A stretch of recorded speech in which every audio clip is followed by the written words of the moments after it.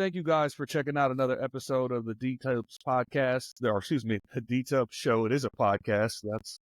That's amongst other things, apparently Freudian slip on my part. This is the D-Tubs show. So thank you for tuning in again. We're going to run the Four Corner Offense. Run that in a long time. So Pat, Alan, Brian, hello, welcome. This is a safe place to have a tough conversation over a drink or two with a laugh along the way, which I'm sure we will do. So before we get started with what, I kind of wanted to unpack a little bit, we drink on this show. And so tonight, it's a Friday night. So I decided since it's Friday, I'm a big cognac guy. So what I'm drinking here is called ABK6. It is also known as the best cognac in the world. And no, you can't get it where I live. I had to bring it back from somewhere else. But those state secrets will stay with me. That being said, Patrick, what are we sipping on this evening? Well, I've got two things. This is my Red Rocks beer glass, number one, which was, we took that from a beer garden out there. Right now it's Modelo. So I'm alternating between Modelo and it's a brewery from Colorado called, what is this? Juice Force IPA by New Belgium. So Juice I have Modelo. Force. Yeah, it's delicious. It's got a lot of high alcohol content. It's very good. I know a guy that turns everything into a sexual innuendo, and he would have a field day with that name. Yeah. Yes. He would. That guy, salute, have fun with that. Brian, what are we sipping on tonight? We are sipping on some Blackberry Crown. Okay, that's the way to go. That's fantastic. Hard to stuff. find, but definitely worth it if you can score it. Yes, absolutely. And Alan, last but not least. In honor of our host, who was the first individual to identify that my fictional television alter ego is Ron Swanson. That's right. I'm very proud of that. Very proud of that. We've got a Lagavulin. Nice. There it is. 16-year single malt. Yes. And of course, like Ron, I take it neat. Right. Yeah. I can see right now that you probably have a late night steak and 7 pounds of bacon in your future, but I support this. Yeah. All right. So that being said, one of the few things I want to discuss with you guys, just your impressions of what this college football season has been, especially in the context of all these teams moving around, and now all of a sudden, like USC going to, Maryland is still a weird thing to me. That'll never be a thing. But your overall impressions of what you've seen so far, and who do you think has a, realistic chance to make the playoff? I'll just open it up. Well, just to piggyback off of that, I think if they're not playing right now, they're getting ready to kick off shortly. Rutgers is at USC. Hold on. So they got the World Series tonight. They've got traffic in LA tonight is they got the World Series. They got USC, Rutgers. They got Lakers, Lakers Suns. They got a high school game at SoFi, and they got something else. And there's 2 concerts, I think, going on somewhere. Yeah, there's 2, and I think there's a couple big time high school games. So yeah, it's going to be good luck to everybody trying to get around. Traffic in LA is stupid. Now you're talking about 5 can you just imagine Olympics in 4 years? I think it's going to be the opposite because people who live there know that it's going to be crazy, so they'll just stay home. They just won't go anywhere for 2 weeks, Or they'll leave for 2 weeks. or they'll leave put their for 2 house on weeks. VRBO. Yeah. That's actually a smarter play, and then go to Tahiti with the money. That's actually not a bad idea. But Dennis, I will say to your original question, I think what's interesting to me is that the impact of these huge conferences is it's harder to know anything. Because, it used to be back in the day, you would just look at, hey, you've got a 10-team conference, you play 9 conference games, whoever wins the most games is your best team. If there's a tie, whoever won their head-to-head game, that's the best team in the conference. But now the schedules are so different, so fewer common opponents, because week 1, that Texas win against Michigan seemed like a pretty big deal, and now it's not. And that Michigan win over USC seemed like a big deal. that game is an In the afterthought. context of a playoff, yes. Yeah. So the playoff will be crazy. I hope we get more conferences involved in it than what I think we will. Oregon's got the best win so far this season. Ohio State's got the best loss, in my humble opinion. I mean, Oregon looks a lot better than I thought. We've kind of seen the movie before with them, but they usually would get too cute or their alignment would be too small or all that kind of thing. But they look pretty good. Yeah, this is not your But, father's Oregon, right? No, it isn't. It isn't. And then, of course, Georgia kind of reminded everybody they're still here. And Lord, I mean, I don't even know how many losses Alabama's going to need to miss the playoff. I assume 5 or 6. So, so they may not be out of the picture yet. Bag. It's in the bag. Well, they have 2 losses, right? They have They 2 lost losses right now, yeah. Vandy and who else got them? Was it Texas? Tennessee. Oh, Tennessee. It was Tennessee, Tennessee. but then they almost South Carolina. They got Missouri tomorrow. They don't. I know everybody wants to come down on the new coach, but to be honest with you, and I heard somebody mention this the other day, so forgive me because I can't remember who it was. But if Bear Bryant is the best coach of all time and Saban's number 2, or vice versa, the only place you were going was down. It's like massively unrealistic to think that you were going to keep this going at a Nick Saban-like level when Saban isn't there.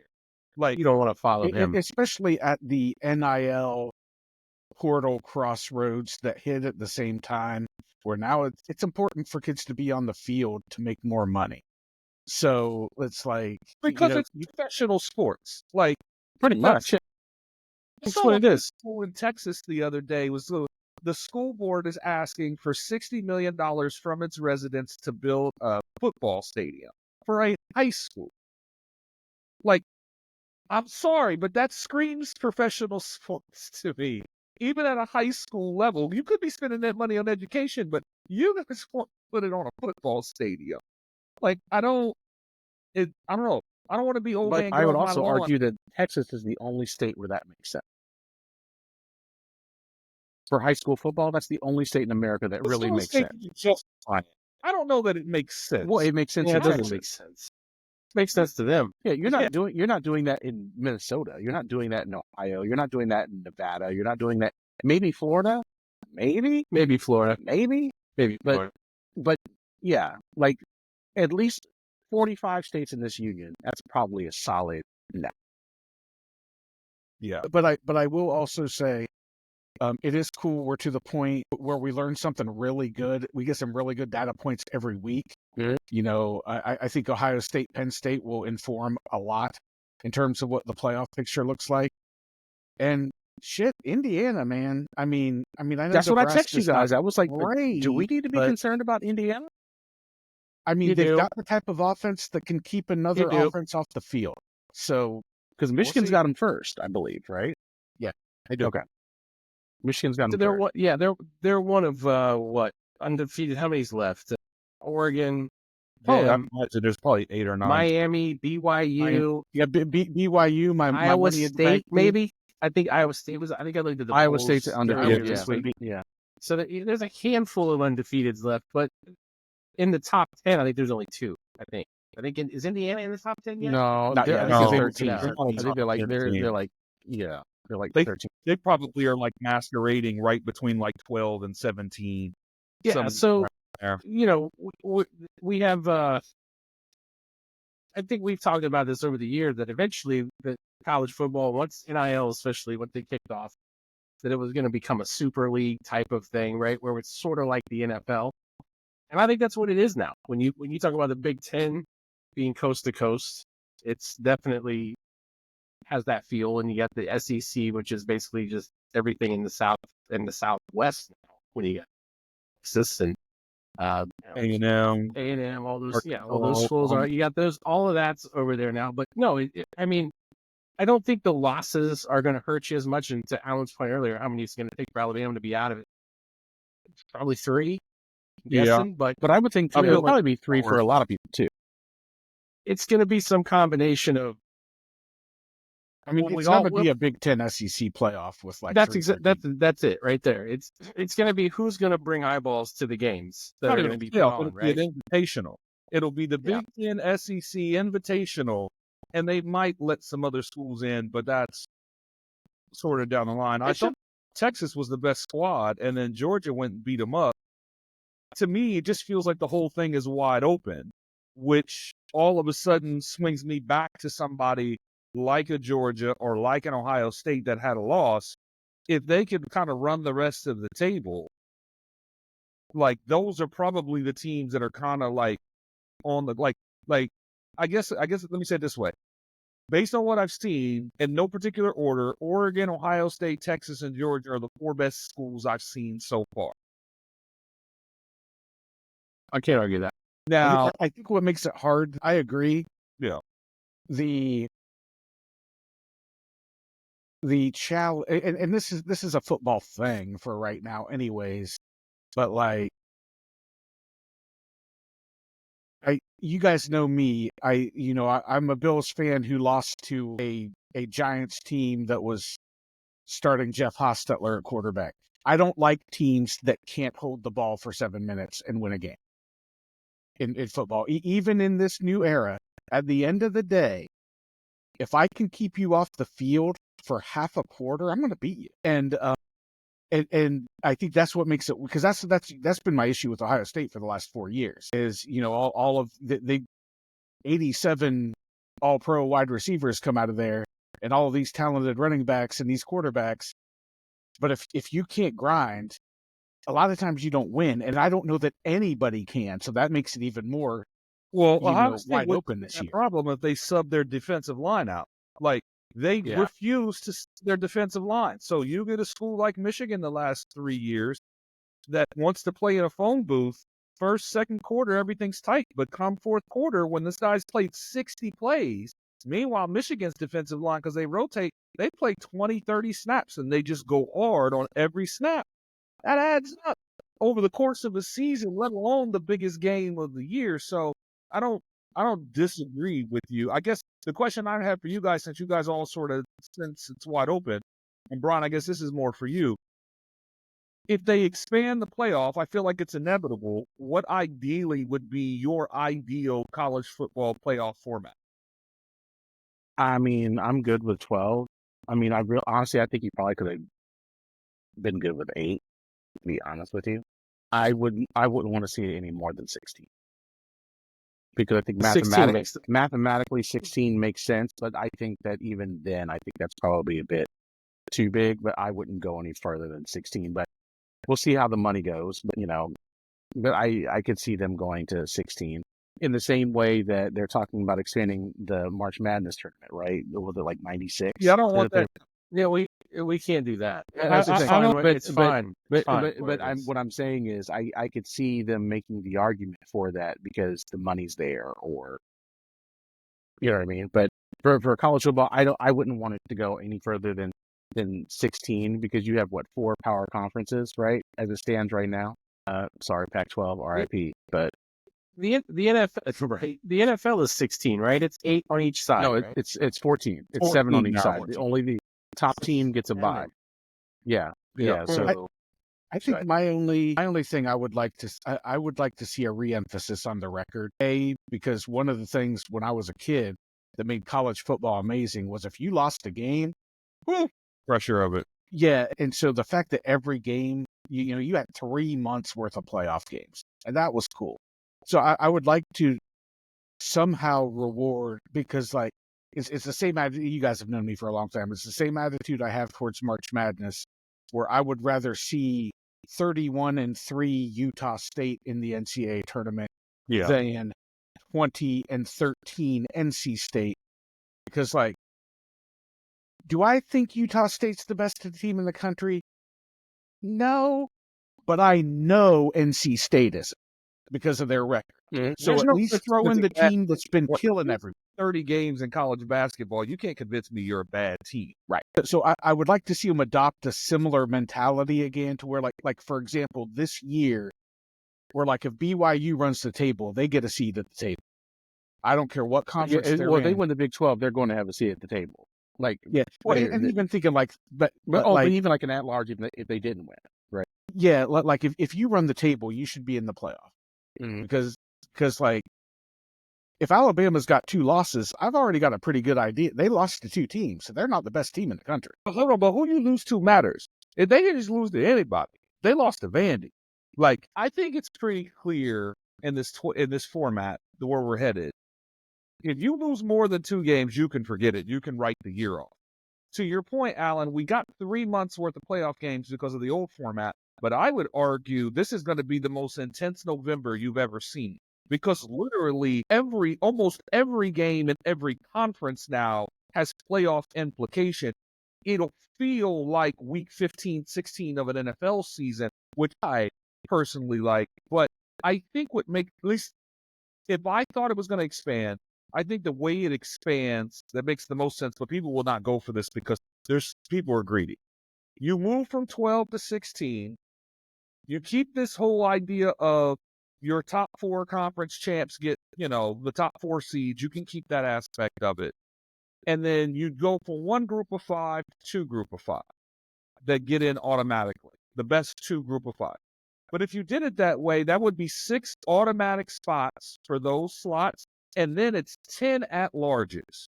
And the way this is probably going to break, if you did it that way, the SEC is probably going to get 4 teams in. The Big Ten will get another 3, and that gets you to 7. And then the ACC and the Big 12 fight it out for those last 3 spots. That's probably how this shakes out. And then with it being 16, the teams that today would get a bye because they won their conference will now get a home playoff game. And that's, to me, Pat, to your point, is where the money's at. Because if I get to host a game, so let's say this plays out and everything holds, Ohio State hypothetically is a 5 or a 6 seed. Let's say they're 5 and they host, say, Boise State, who runs the table. Ohio State getting a home game in December against anybody is so unique and so special that the revenue for that's going to be through the roof. The best part of a format like that is, let's say the 11 seed, Ohio State the 6 seed, let's say, and let's say the 11 seed is Ole Miss or Florida State. Now you boys got to come from 70-degree weather in early November, and you got to come up here and play it. It might be 25 degrees. They'll be fine. Listen, you all one game. Hold on, but you all, and people will say that's an unfair advantage and this and the third, but if you want to play pro football, what are you going to do when Buffalo or Green Bay drafts you? Oh, that's what I'm saying. They'll be fine. They'll figure out how to play one game in the cold. Yeah. Well, I do want to go ahead. It's not 1968. It's not 1968. They got those heaters that blow on them and everything else. I mean, they'll be okay. It's uncomfortable, but they'll be okay. The speed will still translate in cold weather. Professionals do. These college kids don't do that. At least down south, they don't. And that sort of levels the playing field because, all of a sudden, let's say Minnesota rises up and has a Drew Brees at Purdue type of year, right? If they rise to that and they have an outdoor stadium and Mississippi State has to go to Minnesota in early December, you're telling me Minnesota's not licking their chops waiting for them. I have to say, I mean, I see where you're coming from, but I'm more in Patrick's camp where, again, maybe back in the day when you practiced in it, but all these teams practice. I mean, it's just as much of a shock to the northern kids now because you're practicing in these $1 million indoor 70-degree facilities. With you more. I could not agree with you more. And most of these Buckeye recruits are Floridians and Southern kids now and California guys. It is a little more global. I'll give you that.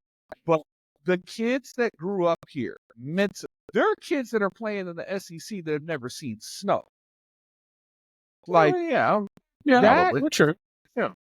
And we're talking about the mental capacity of 18 to 22-year-old young men. It's not unreasonable to think they walk into Happy Valley early December and get shook by 100,000 people all dressed in white. Well, true. At 20 degrees going nuts. But at the same time, those kids, they go crazy in the South too. So I don't know that. I don't think. Yeah, I'm not saying that those aren't hard places to play. I'm saying if you give me 2 hard places to play, but one's 70 degrees and one's 25 degrees, I think that place at 25 degrees is a little harder to play in. That's all. That's the only point I'm making. All right, I won't argue that. That's probably, you're right about that. All right. Right. So that being said, So that being said, who do you think realistically, based on what you've seen so far, who do you think you have the most confidence in that'll make a run and win the title? Not win it, but make a serious run at it, because there are too many variables involved. It's too wide open. I think it's too early to pin you guys down, but who do you think, based on what you've seen, can make a real run for the title? I mean, Oregon's the best team I've seen. I think pound for pound. I think if everybody plays their A game pound for pound, I think Georgia can be tough to beat. I was going to say Oregon or Georgia. I think those are the two best teams that I've seen play. I mean, Georgia lost to Alabama in what was one of the wildest games I've ever seen. And that's kind of a toss-up because that was in Alabama, wasn't it? It was on the road. So they fell down early, and then they came back and took the lead, I believe. That's a wild, kind of crazy game, and it was fun to watch. But, I mean, I think Georgia and Oregon, honestly. And I guess to that extent, I guess you could probably include Ohio State only because they went toe-to-toe on the road and they lost by a point. We can argue about the ending, but, certainly that game was 7 lead changes. It was back and forth. Either one of them could have won that game. So I guess ending where they mismanaged the clock. Is that what you're talking about? Well, there's a lot that last 15, 20 seconds. But also, I don't. You know what? I was talking with somebody about this specifically, and this person said that Oregon cheated, and I was like, "Is it cheating if they exploited a loophole? If you exploit a loophole, bullshit. That's not cheating. It's just they closed the loophole. It just makes you president." Thank you for what you said and how you said it, Tubbs, because they closed the loophole right after that. So you can't say you're cheating if you exploit the loophole. I don't feel like Oregon cheated. What I feel like is I don't think anybody could have walked into that building on that night and beat Oregon. That is a very hard place to play. And I think what's underrated about these super conferences, but specifically the Big Ten and to a lesser extent the Big 12, is the travel. It's one thing to travel in conference to a road game. It's another thing to fly across country. Like 3 time zones matters. Well, to Minnesota, Michigan, and Maryland already from LA. Now, I know they're charter planes and the whole nine, but if you've been on a plane longer than 4 hours, it's like, okay, like I've had about enough of this. Like I need to get out of here. You goddamn right. Right. So to me, I kind of lean towards push comes to shove. I think George is the answer to the question, but I would feel better about Ohio State if they go to Penn State and win. I just saw today that I guess they opened as a 3.5 point favorite. Hosting Ohio State? Ohio State is a 3.5 point favorite. Ooh, I'm fucking taking Penn State on that game, boys. Woo! I'll take 3.5 right now if I can get it. I'd be tempted to take the points, but I'll take Penn State getting 3.5. Absolutely, that's happening. But I think if Ohio State beats Penn State and basically gets to the Michigan game with only the Oregon loss, I would feel better about them because I feel like they've been seasoned enough. But I don't think offensively they didn't play bad, but defensively, every time we got a big game, the defense just disappears. I don't know what to do with the defense. Oh, I don't want to lean too heavy into the Ohio State dissection because they got their defense was not great against Oregon. I don't know if Penn State players are as good as Oregon's players. So, as we like to talk about all the time, usually the talent will win out, right? So Ohio State will probably beat Penn State. Probably. Pat, you got to assume that at home, the talent is at least equal to Oregon. Home. Well, but they're familiar with Penn State. They have to play at Penn State this year. Yeah. So they've been there. They know these guys. I think James Franklin is John Cooper. He can't win big games, right? He's very good at everything except. But the playoff is tailor-made for him, though. So now that he can get into the playoffs. Yeah, he might scrape in a team or two. Yeah, a team or two. He's going to get in every year at 10-2 because maybe at 10-2 is a Big Ten team is going to the playoff every year. Time. Said it a different way, if we'd have had a 12-team playoff during Tressel's era, we would have never missed the playoff. That man was perpetually, at a minimum, 10-2, occasionally 11-1, and when it all he was steady, defeated. Tressel was never going to be like 8-4 or 7-5. It was never going to happen. No, but I want to make one more quick comment on while we're talking about college football. Is everybody aware that the U is undefeated and Yes. they have a really good quarterback named, what is it, Cam Cam Ward? Ward, yeah. Dude is good. I mean, I would like Miami to upset the apple cart. I don't think they have enough talent to do it, but I would really enjoy seeing the Listen, revival be of fun. the I have a 90s. good friend of mine who was a massive Hurricanes fan, and I know another guy who was a big Hurricane fan. So shout out to y'all. I am indifferent about Miami because Miami wants to live in the past. They're like Bears fans that eat out on the 85 Bears all the time. They always want to talk about what happened, 30 years ago and 40 years ago and 20 years ago. I'm not interested in any of I that. know who you're talking about. But as long as the Hurricanes beat Clemson, that's all I care about. Just beat Clemson. I do not like Clemson because I think Dabo Swinney is a clown. I think that guy is a charlatan of the highest order. I I don't. hate his name. Matter of fact, me and Tubbs went to the Iowa game, Ohio State Iowa game, and there was a dude at the tailgate that had a homage shirt, and I couldn't figure out who it was. I said, "My man, who's on your shirt?" Because I know I've seen it. It was Dabo Swinney's face with a clown nose. I said, I need that shirt because if I have to dress up for Halloween, that's what I'm That's going what I as, want. as Dabo Swinney. What are you, The, Dabo the the only clown? thing I will say is I agree with you wholeheartedly, and that, but unfortunately, that just makes him a college football coach. Yeah, they're all pretty. I mean, they're all these pretty guys are all decent. I was clowns. going to say one that doesn't Yeah. accept transfers, but that's a different discussion for a different day. Yeah. But the So- Buckeyes have Ryan Day, who's clearly dyeing his beard, hair, and everything else he dyes. Listen. He's Sorry, given, Ryan. for the first time in 4 or 5 years, he's giving me real John Cooper vibes. I've been saying that for the last 3 years, guys. You guys No, get the no. text. It took If- me a minute to get there, but I'm there now where this level of talent, because Cooper amassed some of the best college football teams I've ever seen from a Ever. team perspective.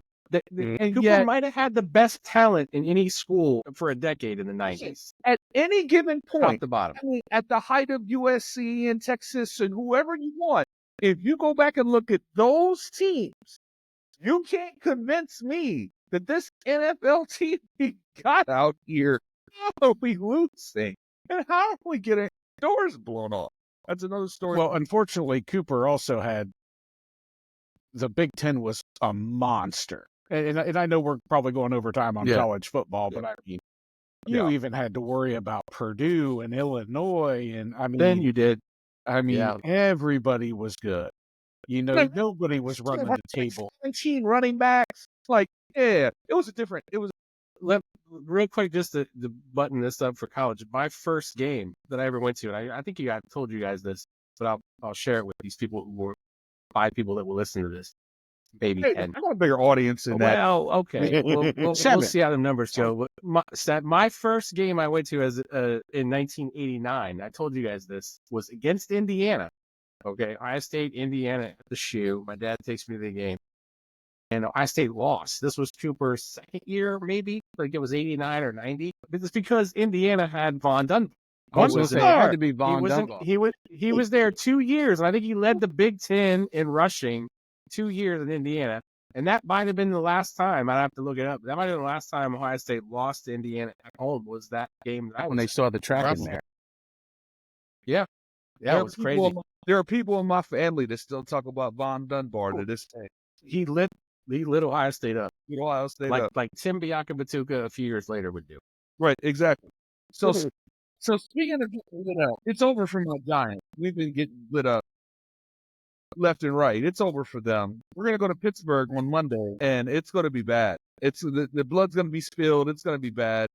And my coach and GM have already gotten the dreaded, vote of confidence. We're not gonna get rid of him because he can't. Because he fires coaches every 2 years, and we can't be like that. So he's got to ride it out. So from an NFL perspective, from what I've seen, Detroit is clearly the best team in the league. I know Kansas City's undefeated, but Detroit is the best team I've seen. And the best thing I've heard about Detroit this year is every team that plays Detroit loses the following week. And that held true because Minnesota lost last night to the Rams.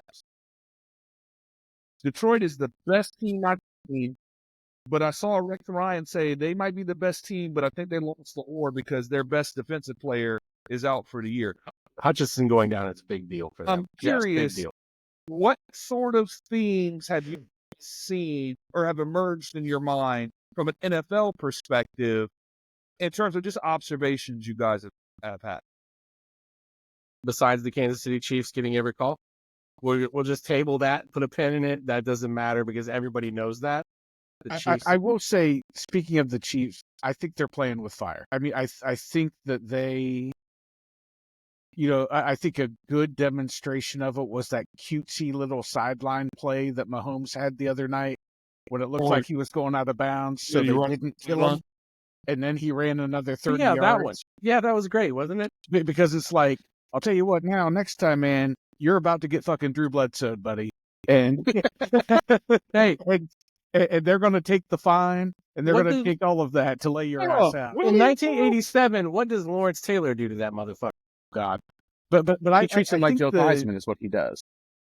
Yeah. I feel like the Chiefs are playing with fire a little bit. And they've got a great defense, which keeps winning them games. But that would be my point, Alan. Is I think they're getting by mainly on defense. They're not really necessarily getting by on offense.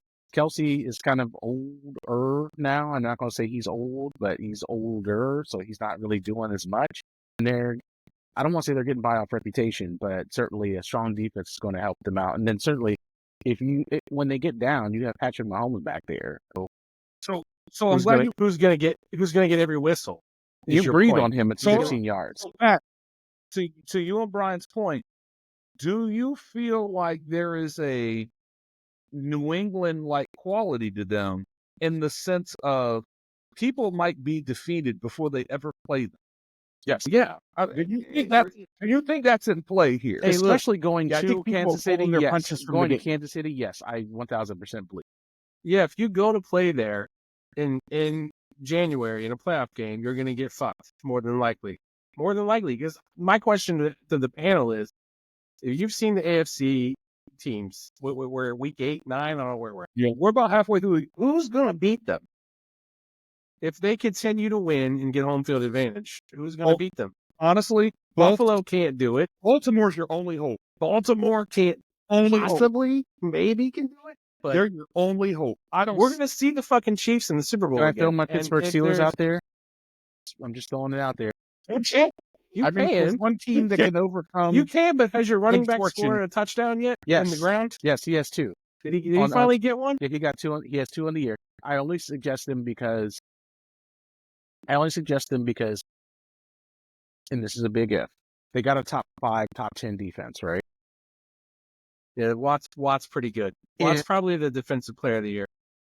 And this is going to be interesting, but if they stick with Russ and they're able to open that offense up like they did on the Jets, maybe, and again, this is a long shot. I'm a fan. This is a very stretch, maybe, because I'm not confident in Buffalo and maybe Baltimore. No, can't be.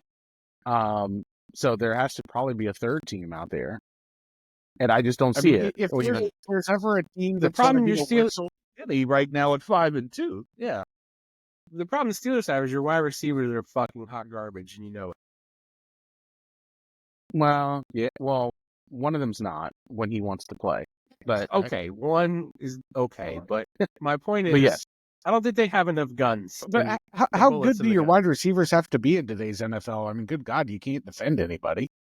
Well, they don't have to be great because look at the Chiefs. They keep winning, Yeah. and they don't have a receiver. I Who's struggle. their receiver? well, they just give I receivers struggle. that They fit just their signed system, the which is one different. guy. One guy. That's really good for our Oh. listeners, Al. Well, I couldn't remember if he had abused a wife or if he had done other crimes. So I was challenged to see which criminal the Chiefs were allowed to sign without Well, the no, media. where they losing their Rice mind. is the guy you're talking about. Is the guy with the drag racing, Oh, right? right. And then- yes. But they just traded for DeAndre Hopkins, and they signed Yeah, that's Juju it, the Smith-Schuster, steroid thing. That's and what it they was. have- DeAndre, Yeah. he's the steroid guy. Yeah. Well, Yep. Alan, I struggle with that because I saw what Justin Jefferson did yesterday just in the first quarter. And it was a good reminder that when you have a real, true number one receiver married with a scheme that could get him open and a quarterback that can get him the ball, It is a massive difference. And then on the other side, here is Stafford dealing all night with a 5th-round pick and Puka Nacua that no one had ever heard of. And I think an undrafted free agent Cooper Kupp, or maybe a 7th-round pick. I don't know how to answer that question other than to say, I'll say it this way. In the AFC, the dark horse team is still Cincinnati. That is Shut the fuck up. That is the one spot. They're done. They're done. Team lightning in a bottle. I got 2 Super Bowls off Eli, off of lightning in a bottle. What's their record? Does not They go. have like what, 2 wins? Listen, 3-4. They're 3-4 and host the Eagles on Sunday. They're going to lose that game. They're a dark horse. Listen, if it's not Baltimore and it's not Buffalo, maybe it's Pittsburgh. We already said the teams. We take a flyer on Cincinnati because Burrow's the one guy that's beating. Well, he has, but we already said the AFC teams. So it's the Chiefs, it's Baltimore, it's Pittsburgh, and what was the other one? Buffalo? Was there one more? That's it, right? Buffalo, Baltimore. Buffalo's in there. Let's talk about the NFC for a minute. Your division, because you're a Giants fan. No. Nobody in my division is winning the Super Bowl. Of course not.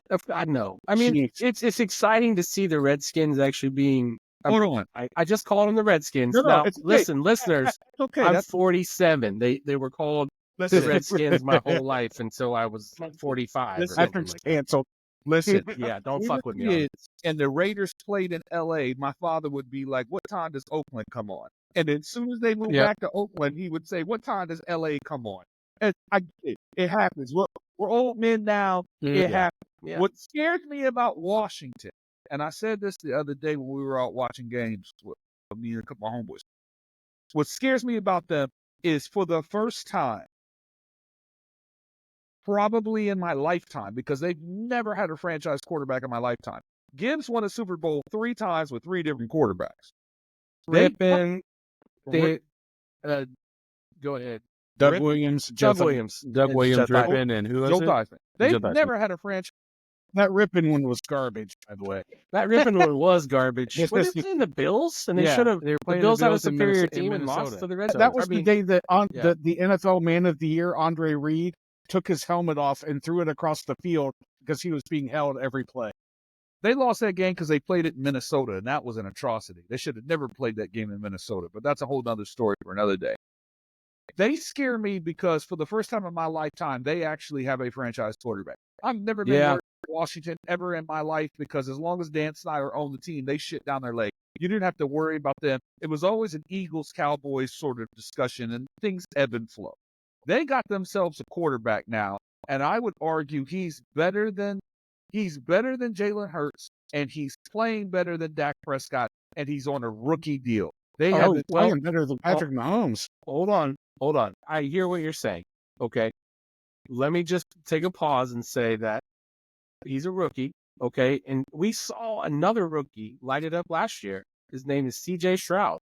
Yes. He's not having a great year this year. And I know because I have him in fantasy league. As do and I.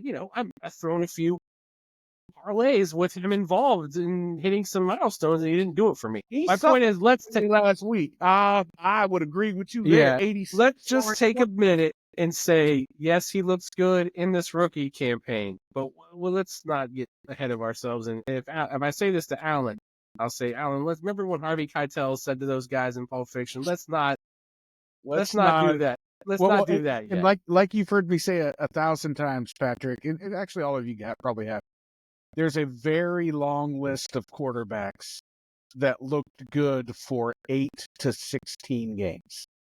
Very long list. But I will agree with Dennis's point, because on the surface, he seems like, I mean, of all the stuff I'm hearing about and reading, is he's getting the camp, he's doing all the And their stuff, defense he's is putting all the right. work in. Yeah, their defense is solid. They got a decent coach. Look, I'm behind it. You're right, but let's just get this. Now, listen, what you're talking about is what I'm hoping for, that it's a 16-game sample and it looks Yeah, you're a Giants fan. left. But I've seen enough you've seen enough football to know who can play and who can't. CJ Stroud might have hit a bit of a sophomore slump, but overall, the only quarterbacks I would not take over him, honestly, are Burrow, Mahomes, Jackson, Allen, and maybe Jared Goff. Every other quarterback in the league right now, I'll take C.J. Stroud over every other quarterback in the league outside of those 4 or 5. But Dennis, I will Yeah. say, going back to how Patrick took us to the NFC, I mean, it feels, especially watching the Niners the other day, God, it feels like a stretch to see any NFC team being able to beat Detroit. I don't know. Honestly- It's probably Detroit. You're I'll right. say this. Yeah. The way that they went to Minnesota was up the whole time. Minnesota came back, and then Detroit made all the plays at the end, and they're clutch. The only team I could see really pushing them is Green Bay. Green Bay. I was just going to say that. Yeah, Green Bay. I think Yeah. they play Green Bay this week or next. No, I think it's next week they play Green Bay. Green Bay has that other quarterback that was a rookie last year. Yeah, And- Jordan and- Love. and what I was- yeah, he's and then- pretty good. I said what I said Jordan earlier Love's good. because in my mind, there's like tiers of quarterbacks, right?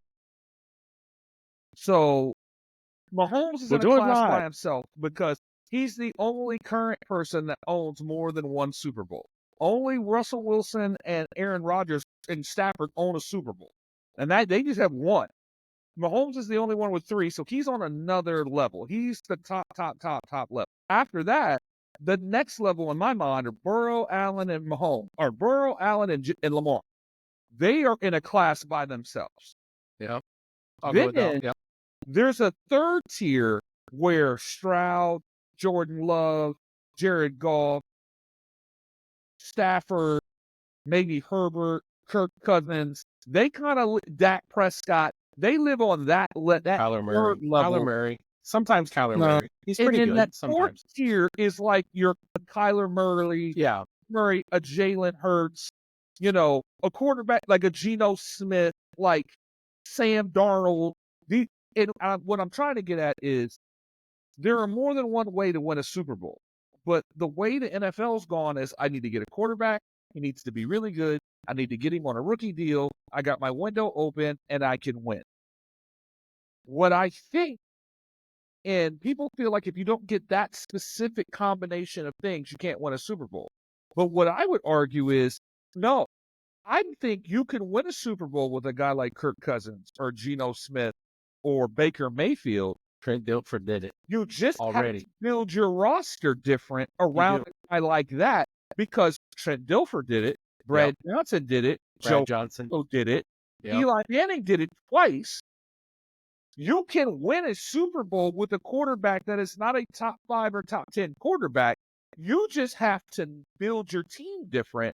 But this holy grail of I need to get a quarterback and it's got to be on a rookie deal. Like San Francisco's been playing with house money for the last 3 years. I think you just said it, though. Last pick in the draft. I don't think anybody's doing that anymore, right? They're not building. They want the QB. There's a template now where there like didn't they're used to be, convinced. where these coaches were in the, even 20 years ago. I use Dilfer with Baltimore because, they had a disgustingly good defense and they had 2 or 3 Hall of Famers on defense for 7 years.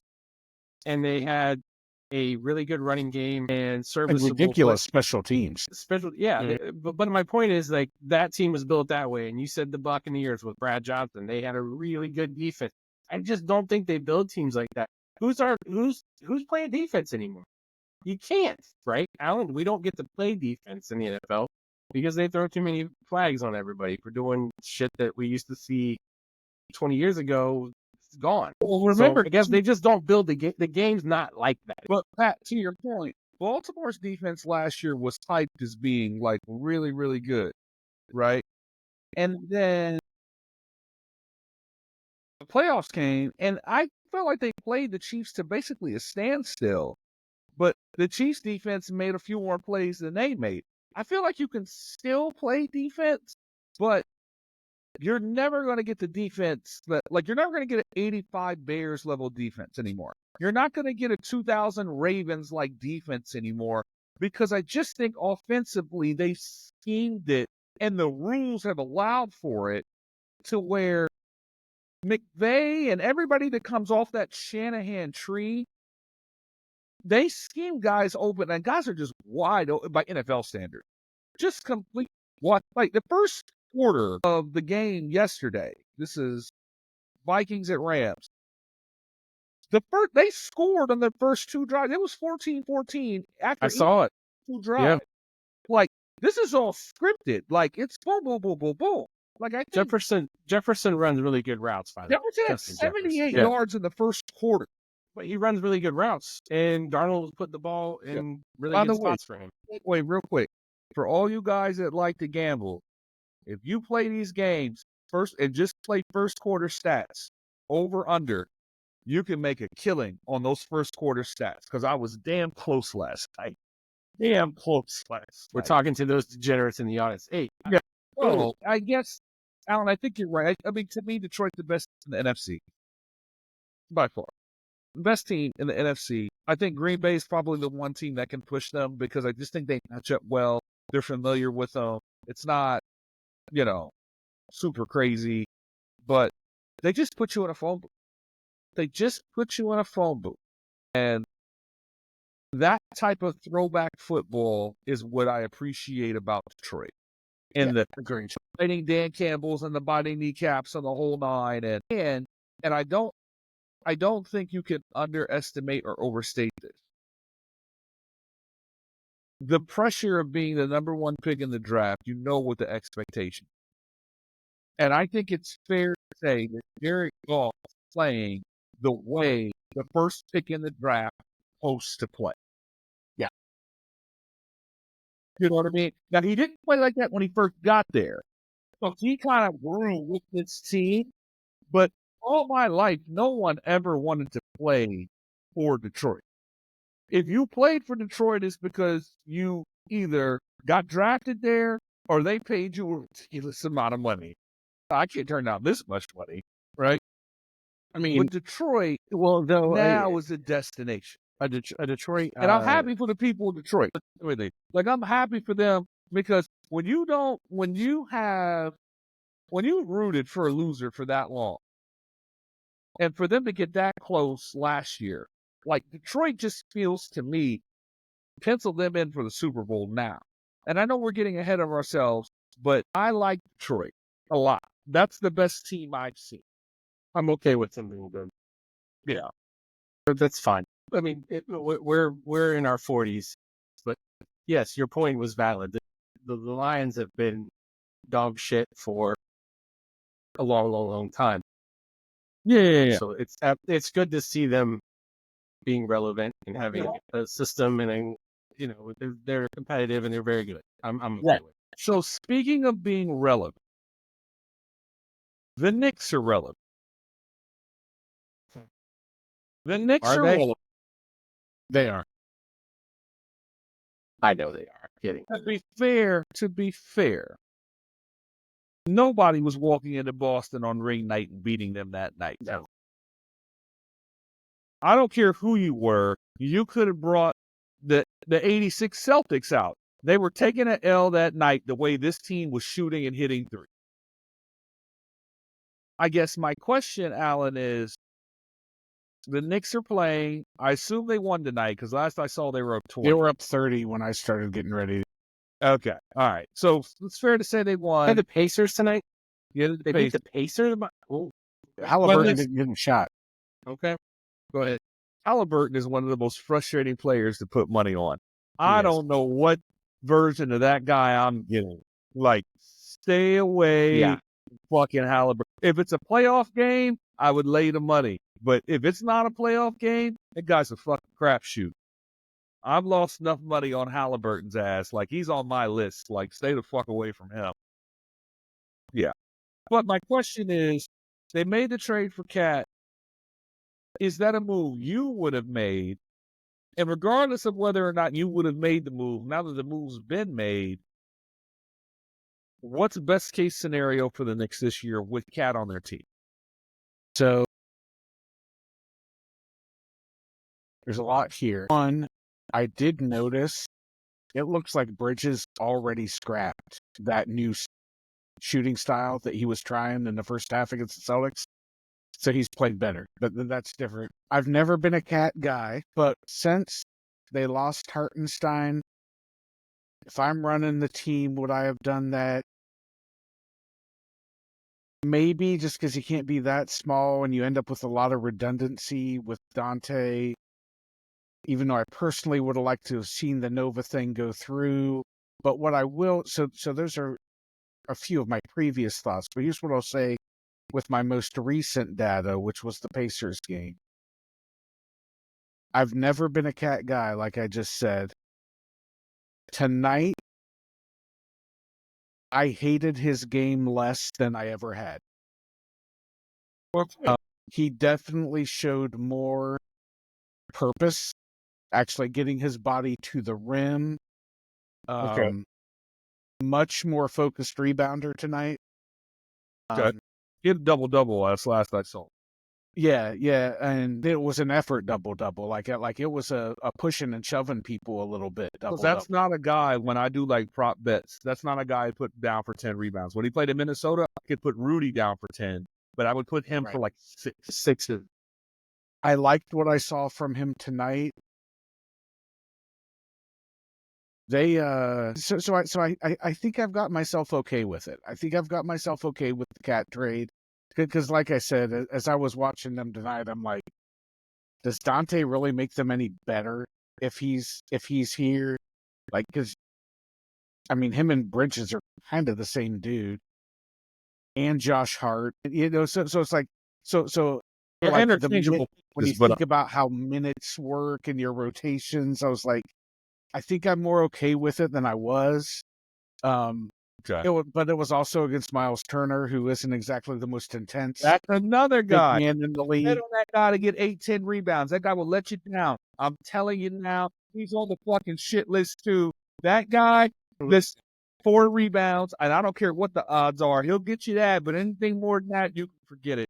So your listeners should know that some of us gamble A lot. We're lot. very we're responsible gamblers. None of us are Yes. Yeah, we're to therapy for it or anything like more that. But money out here. some of us like the NBA because we, you can make Yeah. ridiculous parlays and occasionally hit them. But But I will say what my last thought on Towns. It is nice that there's another scorer besides Brunson. You don't just see Brunson throwing his body into the lane every time down. And was that the idea of it? Because Randall was unreliable physically. Well, but also you have to remember And too, terrible. And also kind of a black hole when it came to getting the ball. I mean, that was a problem. well, they also needed somebody in the post too because they lost Hartenstein. So Well, Hartenstein was obviously part of it, but so there was a was need there. Yeah, but I guess my thing is, when it comes to the Knicks and the trade, I get why they did it. I just felt the Knicks owed it to themselves to at least see what it looked like before they made the trade, but they couldn't do that because Robinson's out.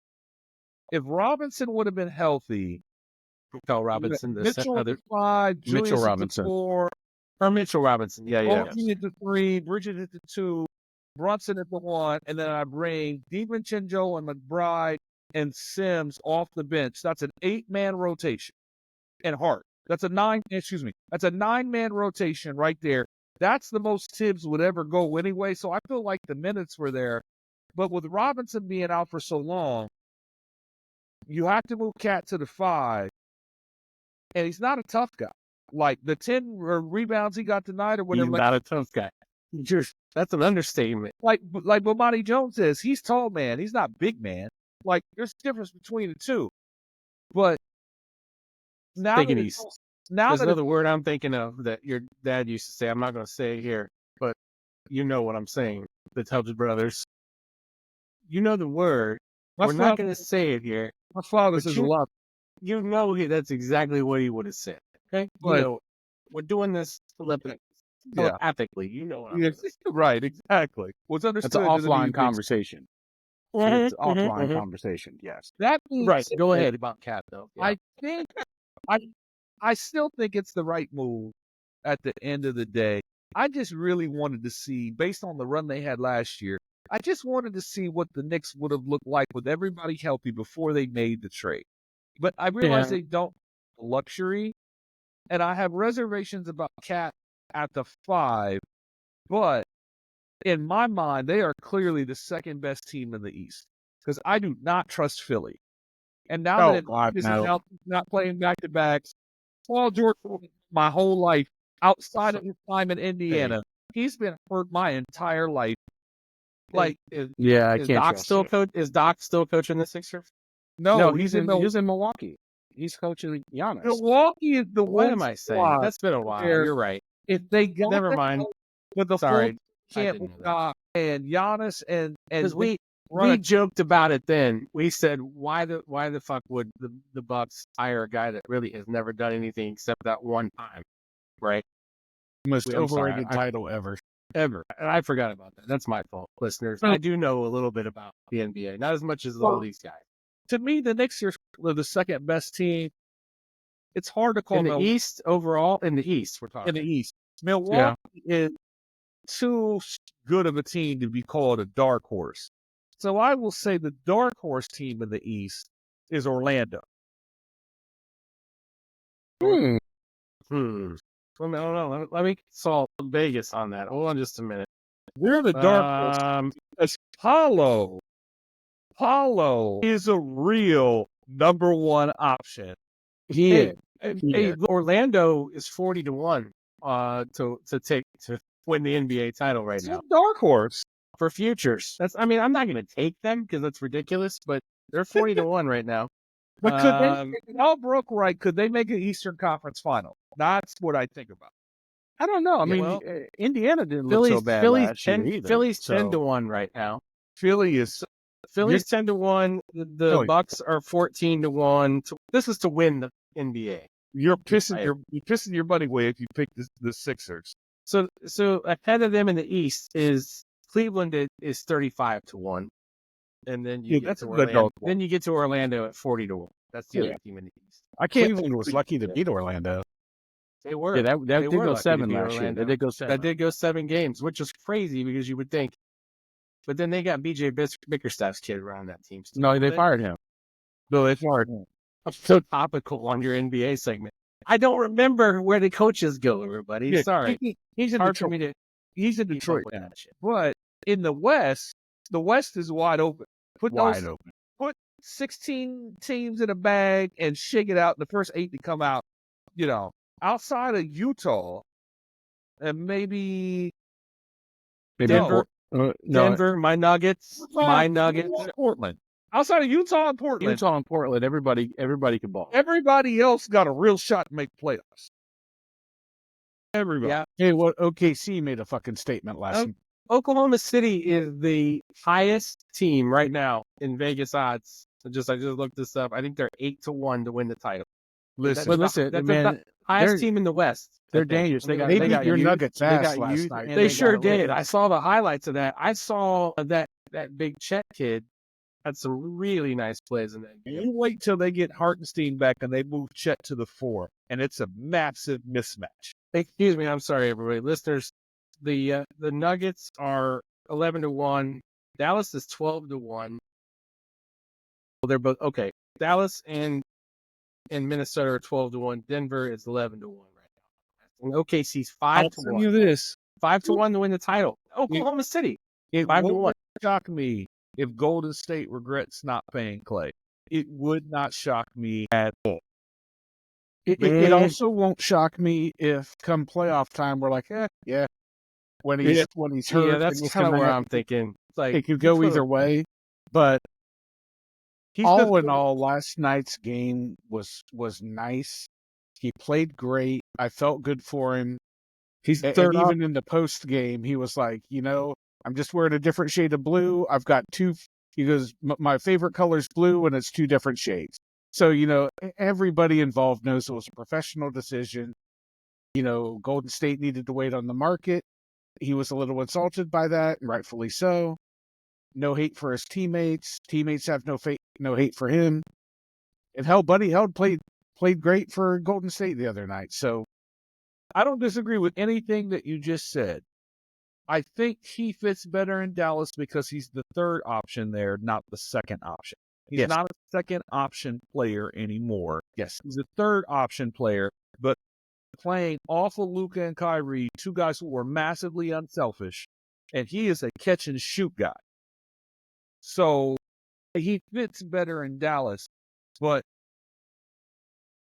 Golden State is the one squad I'm like, I don't see really how they make the playoffs unless somebody else, because Curry's 36 years old. I don't think people really get that. At 36 years old, how much more not how much more. He's played at a certain level and at a certain clip for so long, you can't expect that level on a night-to-night basis anymore. And they don't have anybody, in my opinion, that picks up the slack on that roster. They're all good players. And Kerr's going to give you an offensive system that's going to help you. I just don't see a guy that can go get a bucket when you have to get a bucket. I think Curry had his swan song this summer in the Olympics. Don't you guys think that? Right? He did really, he kind of pulled him over the hump a couple of times when it got a little dicey for the men's national. Those last two games. He pulled it up. His greater days are behind him. He's certainly going to have those magical games where he's going to be like, Jesus Christ, Yeah, that brings one up of a the good best players point. I've ever seen. Is that the gold medal game specifically, and specifically the fourth quarter? Is that one of the few times in your life where you felt oddly patriotic? When Steph Curry was going nuts in the fourth quarter, did you feel I'm the wrong guy? I'm the wrong guy to ask that question. America, and this is what the fuck we do. And don't fucking ask me or talk to me about anything. This is our sport, and this is what we do. And we got the best shooter that ever lived. And he just when you wrap it up, when you wrap it up like that, yes, I will 100% back that. But for me personally, it was us at a bar.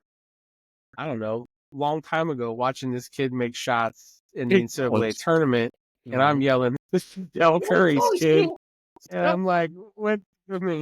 My God, it was a moment in time where you remember that little moment, and it's like, Jesus Christ, this is Del Curry's kid, lighting up Duke, damn near beat him, and now he's 36. And now he's 36. So Kansas. that Kansas. I'm sorry, yes, and now we're old, and he's old, but anyway, no, that was a great moment. I guess my point about Curry is that was an awesome way to go out as far as saying, I'm not saying he's going out because LeBron's still playing, but let's get to that in a minute because I want to talk about my agitation with that, and then we can put a bow on this thing. No, but listen. Honestly, I am convinced that LeBron and Cam Rising are going to retire at the same time.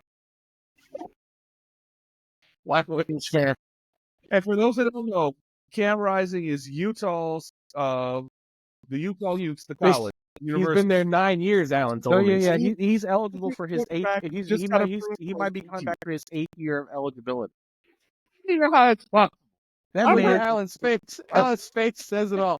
This disgusts him, by the way. Listen, if you guys don't know him, that man he's is one of disgusted by all of this. I had to leave school. My grades fluctuated, and I took it, and so I lost some scholarship money, and I wasn't going to graduate on time.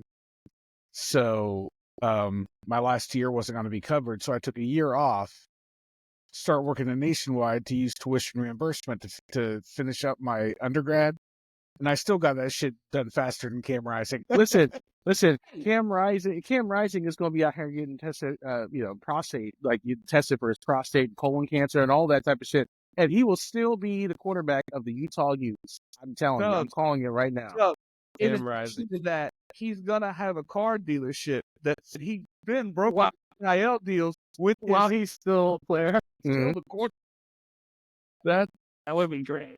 That's what's gonna happen with him. But no, I just feel like that fourth quarter of the Olympics, like watching that was cathartic's probably too strong of a word, but I also felt how special it was to see LeBron, Durant, and Curry, those three players coming together, and they made the plays in that fourth quarter to make that happen. But then the sober realization after they won the game that 4 years from now, those guys are not going to be on the squad. No, we're fucked. Yeah. No, well, we'll probably lose to France. This is what you're saying. yeah. I got to be honest, the best players on that team are probably going to be Tatum and Ant Edwards, but show me the American big man that's going to be able to hold his own again. Like, you're talking Chet, and Wemby owns Chet. He just does. It's not going to be. Bag, like, No, it'll be Cat. It'll be. It'll No. be Cat. he plays for the Dominican. He plays for the He does? Dominican. That's Oh, right. That's Can't right. be him. And but probably Bam out of the Bayou. Because he doesn't even play now. So you're looking at Chet Holmgren. I don't know. Like, I just don't know.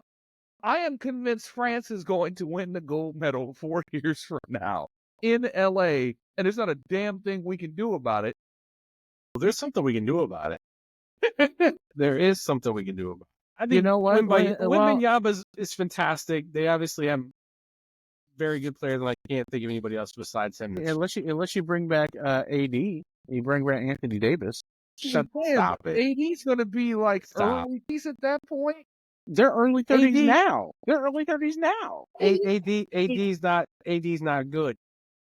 We've established this, haven't we? But let's say he's not suited for the international game. There it is. Thank you. I think Thanks that's for fair. cleaning That's that fair. up. Like, Alex. that's fair. Tim There it Duncan. is. Remember I know Tim this is 4 Duncan years flailing from now. around And I looking know- for NBA bailout calls while Yep. we won the fucking bronze medal with the best Yep. player on the planet. And there's no telling Yeah. what this is going to look like 4 years from now. So I'll give you that. We just don't know. Somebody could rise up. But based on who we have right now, if you're just looking for size, it could be certainly AD and Bam. And, like, I don't know what else you got. Because Those are your big men. Like, those are your big men. Well, I'll tell you who it's not going to be. It ain't going to be Bronny fucking James. He ain't going to be on that Olympic team in a couple of years. So let's talk about that for a minute. yeah, What do we think about that? What do we all think about Bronny James in the NBA? Dennis, you go first. You're in the Okay, upper so right. here's what I will tell you. I think the Lakers strategically were very smart to get it out of the way the first game. So that way we don't have to talk about this for the rest of the year. Let's just get this out the way. It's the first game of the year. We don't have to talk about it. I am on the fence about it because I see it from two different perspectives. One, to me, it's very clear he's a talented player who works hard. I don't question that. But he doesn't appear to be NBA ready, and I don't think that's a hot take to be able to say that. That being said, he was a McDonald's All-American, and if he doesn't have the heart issue, he's probably on this track anyway, and he probably plays better at USC his first year than what it is. I think the underrated thing of this, and this is what's going to rub people the wrong way, for all of the things, LeBron James is one of the only things in life that has ever lived up to the hype. From the time he's 16 on the Color Illustrated as a junior, to him as a 39 almost 40-year-old man still playing as a top 15 player in the league, he has sacrificed and given so much to the game of basketball. Does the game of basketball owe him this unique opportunity? Fuck you for saying that. I just want you to. The game of basketball paid him back when they handed him the 2016 finals. I mean that tongue in cheek, listeners. Listen, I leave it to Dennis. I believe that the game owes him something for everything Dennis crafted a very good thing there, and he's right. Do we owe him something?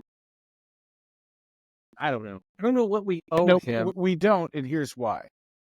Because despite what happens in Kansas City football games, New York Liberty finals games, apparently, like what has made sports great our whole lives until recently is that it was the last meritocracy left. It's not legacy kids going to Harvard. It's not rich guys handing the business over to their kids. Mhm. It's not, those Harvard grads getting AVP positions right out of school because of their dads. If you couldn't fucking play, you don't hit the field. You don't get on the court. If you're not good, you can't play. And that's my only fear with the Bronny situation. It's our first one of the the Antetokounmpo family thing is another deal, but it's dipping that toe more into there's somebody who's on this team who isn't actually good enough to be on this team. Mhm. He's just here because of who his dad is. I mean, that's my issue with it. It's like, Dismiss that. There's that element is real, but I feel like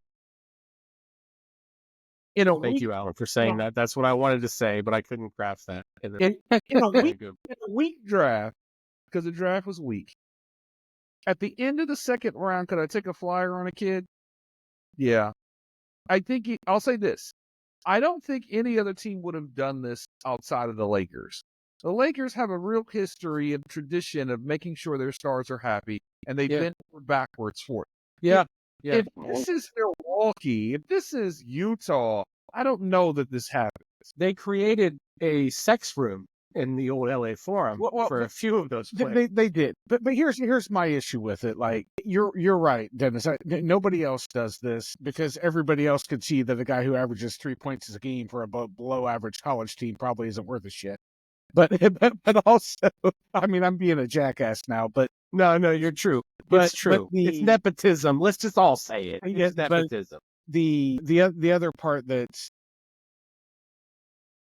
like I don't know what I'm trying to say. It's like nobody else would do it, but it's also because like Could do it. I think that's the other thing too.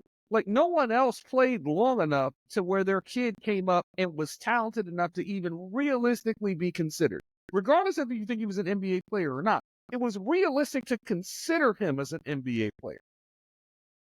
Pretty sure Michael Jordan said his kid sucked at basketball. That's how he was, because that's the kind of guy he was. well One of them went to alleged- Illinois, and he wasn't good enough. Well, the other one went to Illinois, the other one went to like I think Central Florida or something like that. Yeah. But yeah. really behind the scenes, Jordan was trying to get them on at North Carolina. Well, I'm And sure Roy, he was. and I'm Roy sure he Williams was. Yeah, Roy Williams had to tell him, listen, they're good, they're not great, Hey, look, Mo. And- Hey, look, Mo. and if Hey, they look, want motherfucker. and if they want to play, they should probably go somewhere else. Yeah, And I that's why they gotta, went elsewhere. I gotta recruit Sean May, who's pretty good, and he's not. I'm using that name from it's probably around that time.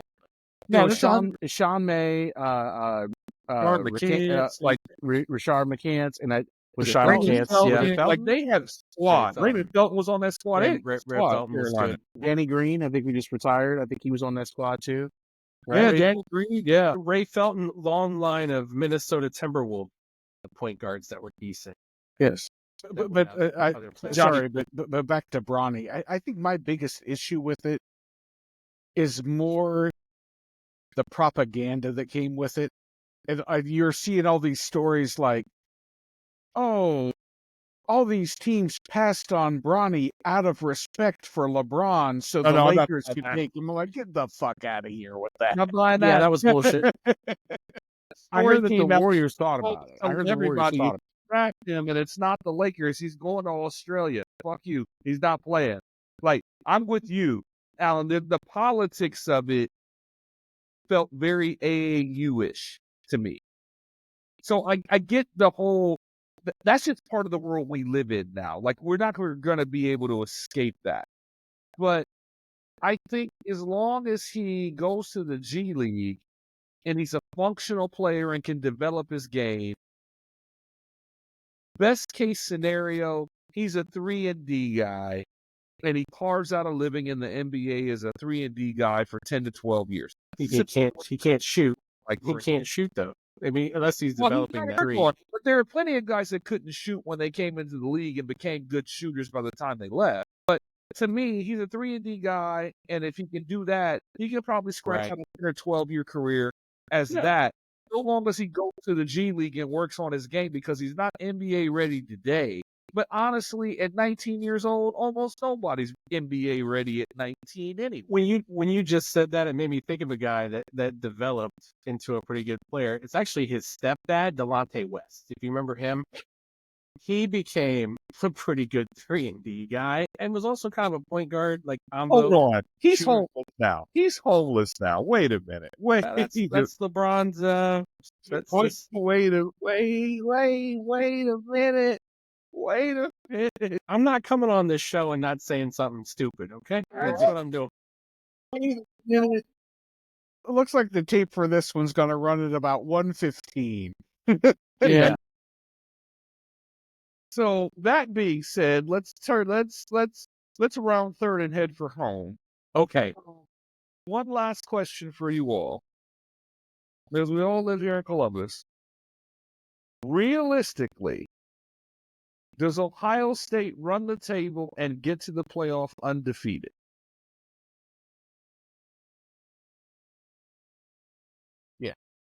Yeah, they can. I'll be the contrarian. I'll say no. I'll say no. I'll say no. I mean, they can. I think talent wins 90% of the time, unless you go to Oregon and then they kick the ball to a guy and he doesn't realize that he can actually field the fucking ball. Did you guys remember that one? That was even before Yes. Yeah. they did the illegal substitution. It's That onside kick was, honestly, stupid. How the fuck does he not realize? And then I got people I telling thought me that they're was like, genius by Oregon to kick it it right. was clearly No, genius because can't. obviously our players weren't coached to understand the scenario, which was when the ball's kicked at you, you don't move away from it. You can actually fucking grab it. You could fall on it. And then somebody tried to give me the example, said, "Oh well, he's not a hands team guy." I don't give a fuck. The ball's going at you. It's in the live game. Just grab this thing. Yeah, you Try got to to know figure the it rules, out. right? You got to know the Well, rules. You're asking an 18 to 22-year-old not to panic in a high pressure situation. Yeah, in a high. Well, here's what I Hey, was thinking fuck about. that. He's getting paid. There's your answer Well, to that. you He's can say that. NIL now. He's You can got say that- money. you Fuck can say him. that He's an definitively. employee now.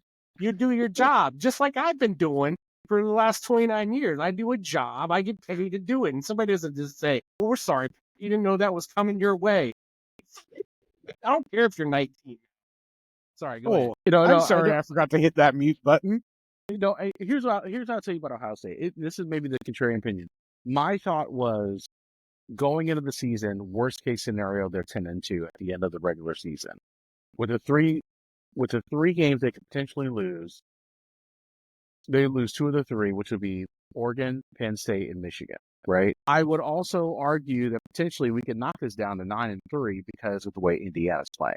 So, do I think that there is probably another loss on the schedule for Ohio State? Probably. I could see them going 10-2, finishing the regular season, and still a 10-2 Ohio State team is still making the playoff. They may be a 6 or 7 seed, but they're still going to make the playoff. So I guess think- I would be contrarian, and I would say potentially no. I agree, makes the playoff. I think you'll know if they're going to run. If they beat Penn State, they run the table. I don't think anybody beats them if they beat Penn State. If they lose to Penn State, then I think all bets are off. The Indiana game's on the table. The Michigan game is on the table. They're probably not Big Ten. No, it's They're probably. if they lose to Michigan, Ryan Day will be fired before the post-game interviewer gets to him. This team is He's can't right. He's right. complete a forward pass. Their passing Yeah. game's horrible. Without question, you are absolutely unequivocally correct. That being said, given the mental block this team has the last 3 years against that squad, And I'm they're not tough. not getting into the whole sign stealing thing because I think it's Pussies. overblown. I think it's done. I think I think anytime you don't substitute your defensive line, and you put these kids out here that long, it was bound to happen. It's confluence of events, but Saban has analyzed. He said Ohio State was trying to get pressure with just their 4 linemen. They barely blitzed all game. So if you're going to not rotate your people and only rush forward the entire time, and then there's your answer. There's your answer. And their scheme doesn't blitz a lot because 9 times out of 10, to the point you guys have been making all night, the talent outweighs everything. So if I don't need Until it doesn't. When But the secondary gets burned the entire game against Oregon. even at a well-timed blitz could work it out. So, well, with that being said, thank you guys for jumping on and running the four-corner offense. We haven't done this in a while, so this felt very good to get the gang back together. So make sure you guys all I'm rate already thinking of future segments: Gambler's Corner, Nick's Corner. baseball on the '80s corner for You know. Alan and I to talk about.